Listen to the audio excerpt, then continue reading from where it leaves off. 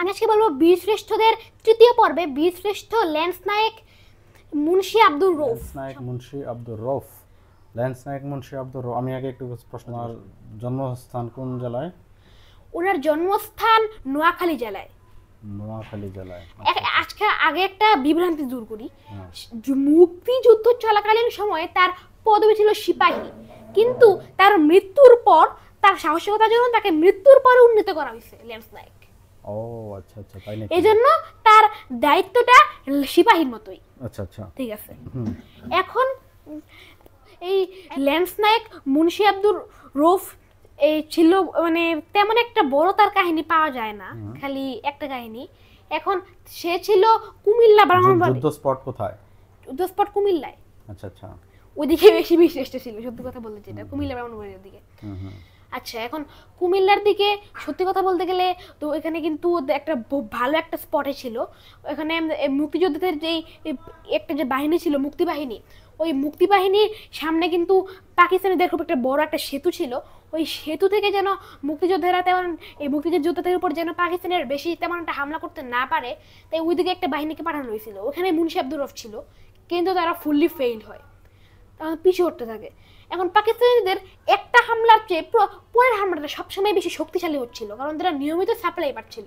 আর মুক্তিযোদ্ধাদের ছিল ঠিক উল্টা, মুক্তিযোদ্ধাদের ক্ষেত্রে সাপ্লাই তেমন একটা ছিলই না, অস্ত্র শেষ হচ্ছিল আর আরো দুর্বল আক্রমণ হচ্ছে। হঠাৎ করে এই বোটগুলা থেকে চরম ফায়ারিং শুরু হয়।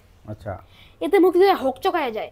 আর যারা মুক্তিযোদ্ধা মানে কিছু বুঝতে বুঝতে ব্যস্ত, ওই সময় বেলুচ সৈনিকরা তাদের ঘিরে ফেলছিল, চারদিক থেকে ঘিরে ফেলছিল।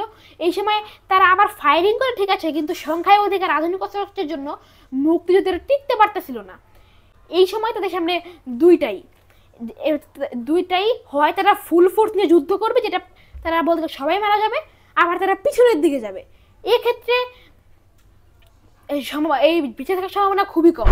তারা যখন পিছনের দিকে পালানো শুরু করবে, তখন তার কামান দেশে উড়াই দিবে।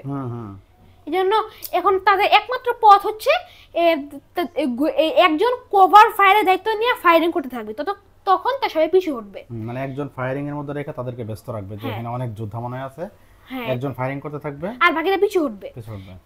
কিন্তু যেই ফায়ারিং করবে তার নিশ্চিত মৃত্যু। হ্যাঁ, কারণ ওই যে ততক্ষণ এসে তবে সবাই পালায় যাবার আগে যদি সে মারা যায়, তার মৃত্যুর কোনো দামই থাকবে না। মুন্সি আব্দুর রউফ তার নিজের পক্ষে যুক্তি দেয়, কারণ সেই ছিল ওই ব্রিগেডের সবচেয়ে দক্ষ একজন এলএমজি চালক। সেই চালাতে পারে। হ্যাঁ, এই জন্য তখন তার পরবর্তীতে বাধ্য হয়ে তার কাছেই দিয়ে যায়। সে চরম ফায়ারিং শুরু করে। কভার ফায়ারিং যে এত ভালো করে, যেটা কেউ ভাবতেও পারে নাই। সেই সময় সে তুমুল ফায়ারিং শুরু করে, মানে একেবারে মানুষ মারা যেতে থাকে। এমনকি তার এলএমজির আওতায় যদি কোনো গানবোটার ছিল, গানবোটটাকে উড়াই দিতেছিল, কোনো ছাড় নাই। এই পর্যায়ে তখন বেলুচিনেরা পিছু হটতে শুরু করে। যদিও ভুল ছিল, সিদ্ধান্তটা না নিয়ে যদি তাদেরকে ধাওয়া দেয়া উনি পিছায় যেত, তাহলে নিজেও বেঁচে যেত এবং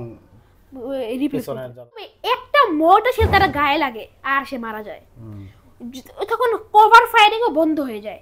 কিন্তু পাকিস্তানিরা এতটাই ভয় পাইছিল, তারা সামনে আসে না। যে আবার কি তাকে বীরশ্রেষ্ঠ দেওয়ার পিছনে কারণ হলো নিশ্চিত মৃত্যু জেনেও মানে কমান্ডারের কাছ থেকে সে তা নিল যে না, আমি এটা করব, অথচ সে জানে যে তার এখানে মৃত্যুর সম্ভাবনা না। তবে সে যদি দেখছে না, তাহলে সবাই মারা যেত। অর্থাৎ এখানে দুইটা জিনিস, এক হলো যে নিজে তো মানে মৃত্যু হবে এটা জানে, এটা দেশের প্রতি একটা ভালোবাসা, আর একটা হলো যে তার যে আরো অনেক সঙ্গী আছে তাদের জীবনটাকে সে বাঁচায় দিচ্ছে। মানে একজনের জীবন যাচ্ছে কিন্তু অনেকজনের জীবন বেঁচে যাচ্ছে। এই যে প্রত্যেক বীরশ্রেষ্ঠের ছিল যে নিজে মরে যাবো কিন্তু অন্যদেরকে বাঁচাবো, এই জন্যই তাদেরকে বীরশ্রেষ্ঠ উপাধি দেওয়া হয়েছে। ধন্যবাদ তোমাকে সুন্দর আলোচনা করার জন্য। আচ্ছা।